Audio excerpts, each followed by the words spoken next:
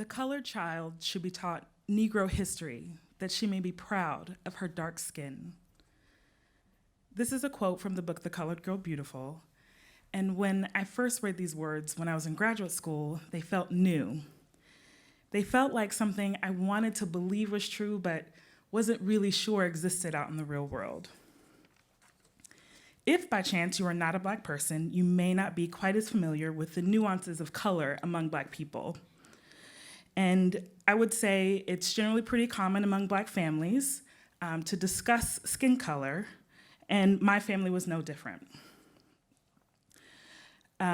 Your particular shade of brown, categorized generally by light skin or dark skin, is always noted.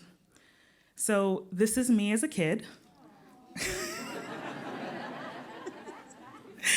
And as you can see, I've always been about this shade of brown. And I would say very firmly in the dark skin category. And while my mother told me regularly that I was pretty, she also cautioned me heavily against getting any darker. This is me after my first and only trip to the beach as a kid, where I got my first and only sunburn. Side note, that is not just wet hair, it is jerry curled hair.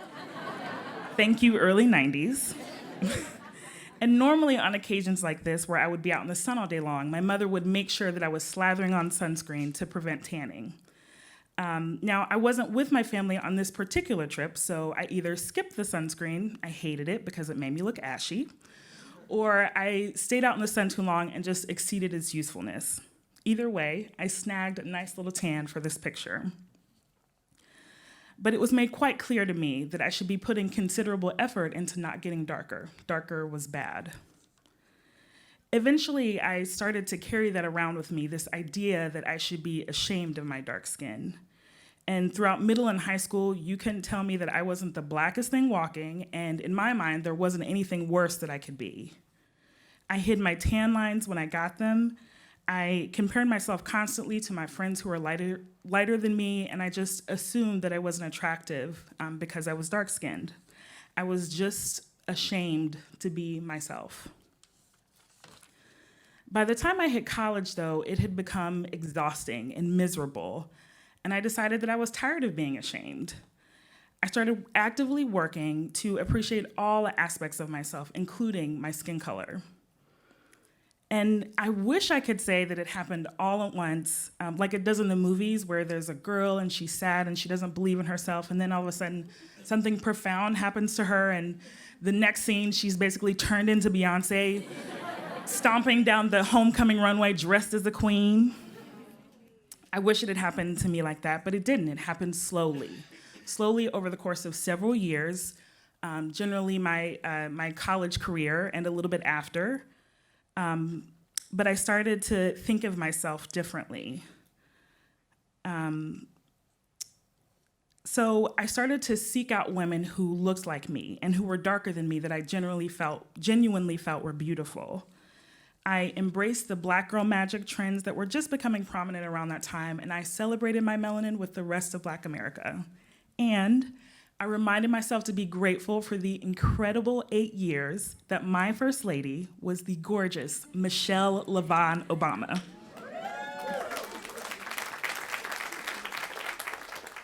Fast forward to grad school, and I'm in a design class with a friend of mine who's just presented on a project about the pressures of women to be and present in a certain way. And when I asked her about her work after class, she told me that she'd used this book, The Colored Girl Beautiful, as a reference. Now, this was around 2016, and I never heard of this book before, so I went home, I looked it up, and in the first few pages, I found that quote about being proud of your dark skin. This book was written by a woman named Madam Emma Hackley in 1916, and it was a collection of speeches that she gave, primarily to young Black women in the Jim Crow South. She wanted them to know that they were beautiful and brilliant and the pride of the Black race. Now, imagine my surprise. I've been on this lifelong journey of self-acceptance and have finally come out on the other side, loving myself more, and I come across these beautiful words, written lovingly on a page over 100 years ago. Words that could have helped make my journey easier. that I would have loved to hear at 12 or 16 or 19. And at this point, I wanted to know everything about the book. I tore through the pages looking for more of this sort of encouragement. And I found it. Throughout the book, I found messages telling Black women to be unafraid and to have faith in themselves and to take control over our own lives. And these would have been empowering encouragements in 1916, but they resonate with me now. And as I read, I thought, this is it. This is the book that every little Black girl should read growing up. So I read on, and I expected 200 pages of affirmations just like these. And I found plenty that were significant, but that wasn't all I found. Among all of the encouragements for Black women, I also found phrases that did not sit well with me. I found suggestions that we try not to be noticed unless others notice how quiet we are. And I thought, what the hell is that all about? Why is my quietness the only thing that's allowed to take up space in a room? And as much as I love Madam Hackley's encouragement for Black women, I struggled with the limitations that she placed on us. She said that we should both love ourselves and make ourselves small and be proud of our limitless potential, but not too ambitious. I was reminded of my own struggle with self-acceptance and having been told that I was pretty, but too dark to ever be beautiful. Why were we doing this to each other back then? How is it still happening to me now? I want to know how we break free of this cycle. I found myself scribbling questions like this frantically in the margins of my copy of the book, asking them to no one in particular, kind of like a crazy person. And I wanted and needed a way to process them. I found myself wondering if other Black women had these questions, so I decided to talk to a few. I don't know why those stats come out so much and so often in the articles, like in Essence and stuff, about like the plight of the Black woman and like we're doomed. We're educated but alone. Being loved feels like completion. I don't think I'm ugly, but I don't know if I always feel beautiful. There are times when I'm just not pleased. And you may be the one who did not please me.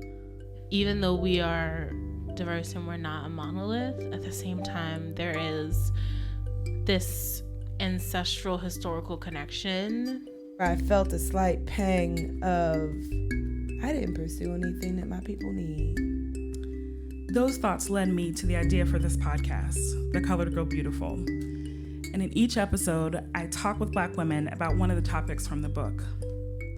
I want to know how other Black women are managing these competing messages that have been passed down to us about love and ambition and racial responsibility and family obligation and friendship and all the other things that Madam Hackley talks about in her book. I want to hear and share stories of Black women being vulnerable and honest about their struggles and successes in navigating Black womanhood today. At the end of the foreword of The Colored Girl Beautiful, Madam Hackley says, "I send these thoughts to the daughters of other colored women, hoping that among them there's some new thought worthy of a racial amen." And this is my way of doing just that, adding my own new thoughts, as Madam Hackley puts it. I don't know what I'll find, but I hope you'll listen along and we'll figure it out together. Thank you.